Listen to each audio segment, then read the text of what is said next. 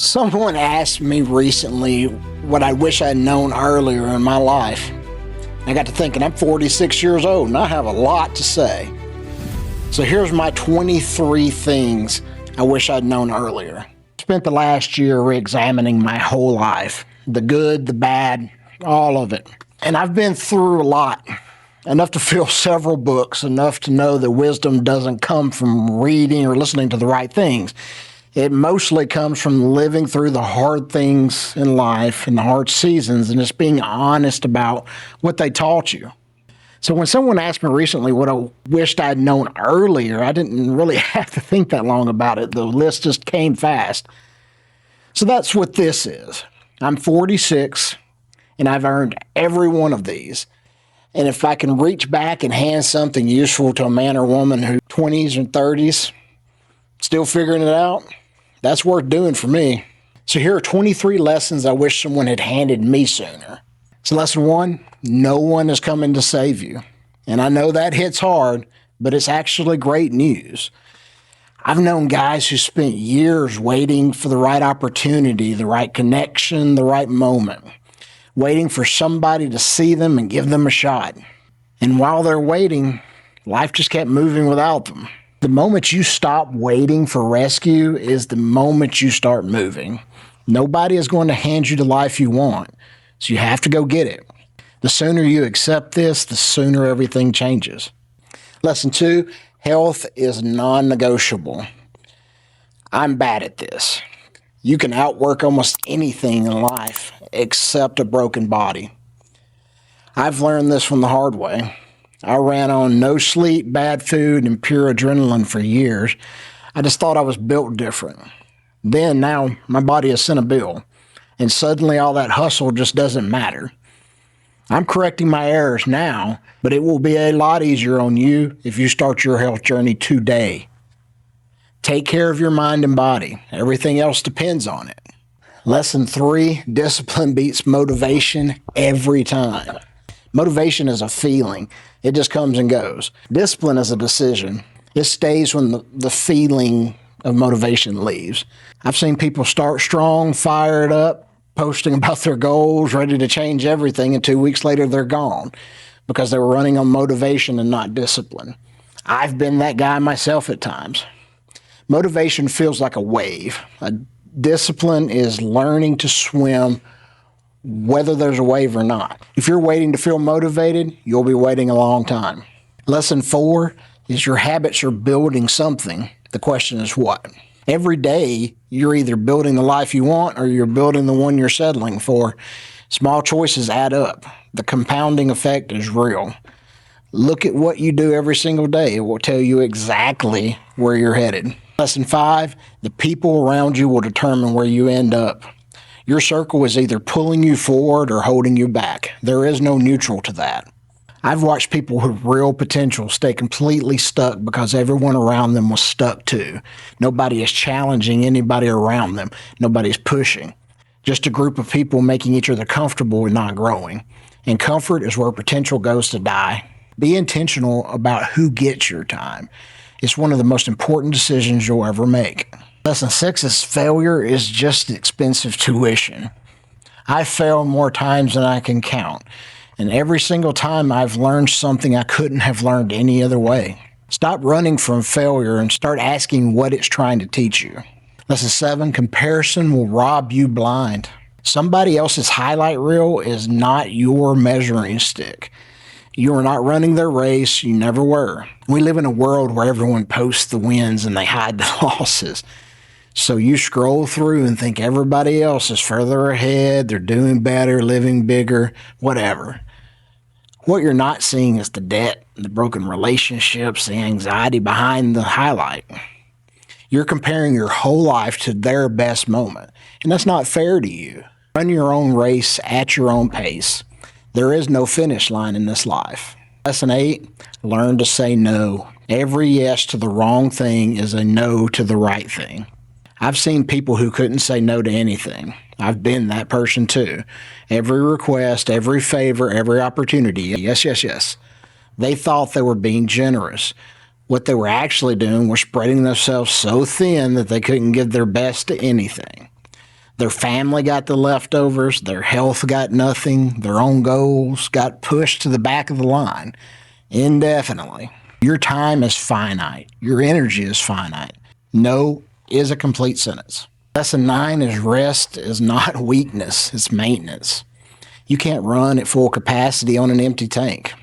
Rest is not quitting, it's part of the work. I've personally worn exhaustion like a badge of honor almost. Like the more tired I was, the harder I must be working. But honestly, a surgeon who hasn't slept makes mistakes. A leader who's running on empty makes bad decisions. A parent who never stops running has nothing left for the people who need them most. That's one of my life regrets. I'm working on it. The strongest men I know when to stop. Lesson 10, gratitude is a choice, not a feeling. You don't wait to feel grateful. You choose it. Even when it's hard, especially when it's hard. Many people say I have every reason to be better in my life. Hard seasons and loss seem to follow me more than others. They are normally dumbfounded by how I keep going. I keep going not because life is easy, because I make a daily decision to find something true and good even inside all the wreckage. And that's not toxic positivity. That's one of the hardest disciplines there is. Gratitude doesn't mean pretending everything is fine. It means deciding to find something real to hold on to even when everything hurts. It is impossible to be grateful and anxious at the same time, so make your choice. Lesson 11, faith has to be your foundation, not your fallback. Most people treat faith like a 911 call. They only reach for it when everything else has already failed. I've watched people go through hard seasons and turn to God when it got bad enough. And there's nothing wrong with that, but there's a difference between a man who reaches for faith when he's drowning and a man who has built his whole life on it. One is a rescue, the other is structure. The second man handles hard seasons differently because the foundation just doesn't move. For me, that foundation is Jesus Christ. That's not hidden here, as you know. That's just a truth of how I'm still standing. Lesson 12, your mental health is your responsibility. Ignoring it doesn't make it go away. It just lets it run your life without your permission. I've been this, and I know many strong men, tough by every measure, who refused to deal with what was going on inside their head, and it came out sideways in their anger and their drinking and their marriages falling apart and their kids growing up scared of them.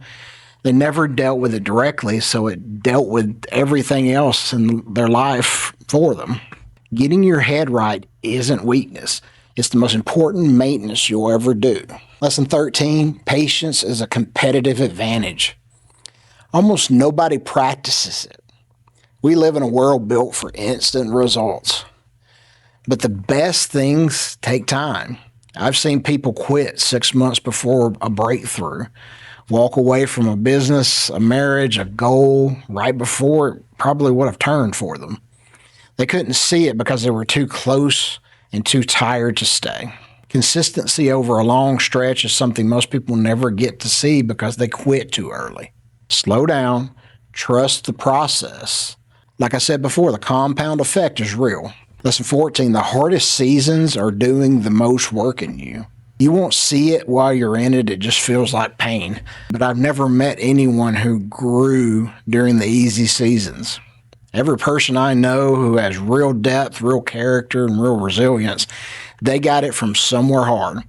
Not from comfort, from loss, from failure, from seasons that tested every part of who they were. On the other side, you'll look back and see exactly what it was building. Because the worst chapters in your life are not wasted. They are the curriculum. Lesson 15, progress beats perfection every time. Done is better than perfect. The old adage is ready, fire, aim. I've watched people sit on ideas for years, waiting until the timing was right, until they had enough money, enough knowledge, enough confidence. The timing is never right. The conditions are never perfect. The people who actually build things start before they're ready and figure it out on the way. Stop waiting until it's ready. Start and adjust on the way. 16, leadership starts with leading yourself. You can't give what you don't have. I've seen men try to lead teams, families, and organizations while their own life was a wreck. Finances out of control, health ignored, relationships broken, and they wondered why nobody followed them, why their words didn't carry weight. Well, it's because people don't follow what you say, they follow what they see. And if what they see is a man who can't lead himself, they're not going anywhere with you. Before you lead anything else, lead yourself. Everything starts there. Lesson 17 is forgive. Not for them, but for you.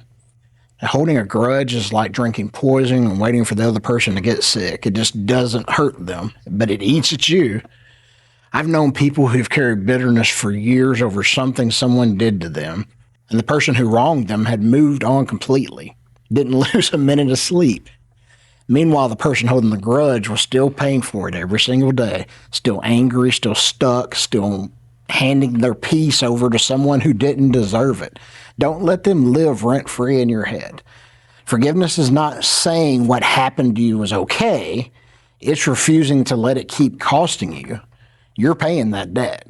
Lesson 18, nothing you've been through is wasted. Every hard thing, every loss, every failure, every season that almost broke you, none of it is wasted. I've come out of things that should have destroyed me, and I've turned around and used those exact experiences to help someone else going through the same thing. The pain became the purpose. The wound became the work, if you will. And the person I was able to reach couldn't have gotten that from someone who read a book about it. They needed someone who had actually been there. I've been there more than once. Your story is not just your testimony. It's your curriculum. And someone somewhere behind you right now is someone who needs exactly what you went through. Lesson 19, choose your spouse, the most important decision you'll ever make on this planet. Because it is. That one choice will affect your finances, your children, your mental health, your legacy, and every other lesson on this list. I've watched many men make every right move, career, health, faith, finances, and still be miserable because they chose wrong here. And I've watched men who had nothing build everything because they had the right person beside them. Get this one right, and if it's already hard, don't quit, fight for it. Lesson 20, purpose outlasts popularity. Recognition fades, impact doesn't. I've seen people get the attention that everybody's so after and end up completely empty because none of it was tied to anything real. And I've seen people with a fraction of the audience change lives in ways that will outlast them. The difference isn't the numbers, it's the reason. Chase the mission, not the applause. Lesson 21, it's never too late to start over. The story isn't over until it's over. And I've watched other people in their 40s and 50s start over from nothing and build something better than what they had before. Not because it was easy, because they stopped letting the past be a reason to stay stuck. The hardest part of starting over is convincing yourself you still can. Once you get past that, the rest is just work. I don't care how far off track you think you are, you can rewrite the next chapter right now. Start today. Lesson 22, money is a tool, not a trophy. What you do with it matters a lot more than how much you have. I've seen men chase money their whole lives and end up with plenty of it and nothing else. The marriage is gone, the kids have grown up without them, their health is destroyed. They won the money game and lost everything it was supposed to be for. The money was never the point. It was supposed to be a tool to build something that mattered. Use it to build the life you want. Don't let chasing it become the life you live. Lesson 23, community is not optional. Nobody builds anything worth having completely alone. I've been bad at this. I've tried to gut it out in isolation. I've told myself I didn't need anyone, that asking for help was weakness, and I either burned out or slowly drifted into a version of myself I didn't recognize. Neither one worked. We are not built for isolation. You need people who have been where you've been, who are honest with you, and who are headed somewhere worth going. Find your people, and when you find them, invest in them. That's 23 lessons. And I'm not sharing this from the top of the mountain. I'm sharing it from the road. I'm still in it, just further along. I'm still working on every single one of these. But that's the point. You don't have to be finished to pass something along. If something on this list hits you, drop it in the comments. Tell me which one. I want to know. What are you working on? And if you're not subscribed yet, now's the time. There's a lot more from me on the way. I'll see you in the next one.